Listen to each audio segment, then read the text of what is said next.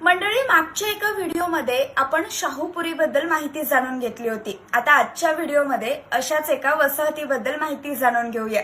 खरं तर कोल्हापूरमध्ये शहरीकरण जसं वाढू लागलं तशा अनेक वसाहती स्थापन झाल्या। त्यातली सुरुवातीला झाली ती शाहूपुरी आणि त्यानंतर स्थापन झाली ती लक्ष्मीपुरी। याच लक्ष्मीपुरी बद्दल आज या व्हिडिओमध्ये माहिती जाणून घेऊया। आता शाहूपुरी ही कोल्हापूर शहराच्या एका टोकावर होती, त्यामुळे शाहूपुरीपर्यंत जाण्यासाठी कोल्हापुरातून एकच मार्ग होता, तो म्हणजे दसरा चौकातून जुन्या पुलावरून। मग या शाहूपुरी आणि घिसाड गल्ली यांच्या मधल्या टापूतला जो भाग होता त्या ठिकाणी रानझुडपांची गर्दी होती, दलदल मोठ्या प्रमाणात होती आणि याच भागामध्ये हळूहळू एक वसाहत स्थापन होऊ लागली आणि ही वसाहत म्हणजेच लक्ष्मीपुरी।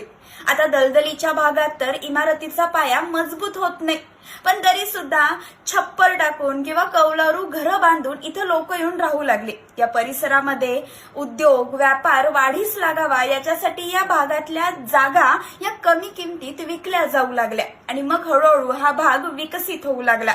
कोल्हापूर शहरामध्ये धान्य, मिरची, भाजी, तंबाखूचा बाजार हे जे काही बाजार भरायचे ते सगळे याच परिसरामध्ये स्थित्यंतर झाले आणि मग हळूहळू कोल्हापूर शहराचा आठवडी बाजार याच भागात भरला जाऊ लागला।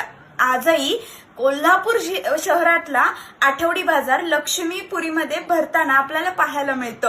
खरं तर या लक्ष्मीपुरी मधल्या धान्य बाजाराच्या चौकाला लाल चौक असं म्हटलं जातं। त्यामागे सुद्धा एक कारण आहे। भारतीय कम्युनिस्ट पक्षाच्या कार्यालयाची मूळ सुरुवात ही येथूनच झाली, म्हणून या चौकाला लाल चौक असं म्हटलं जातं।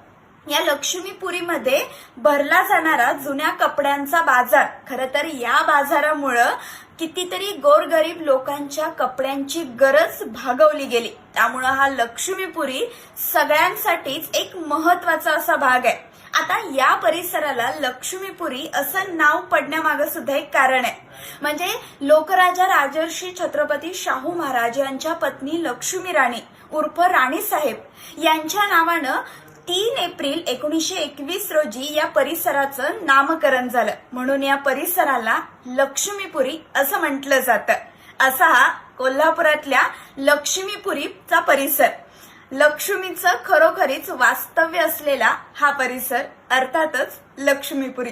ही माहिती तुम्हाला कशी वाटली कमेंट करून नक्की कळवा आणि असे अनेक व्हिडिओ पाहण्यासाठी कोल्हापुरी पोरगी या पेजला फॉलो करायला विसरू नका। धन्यवाद।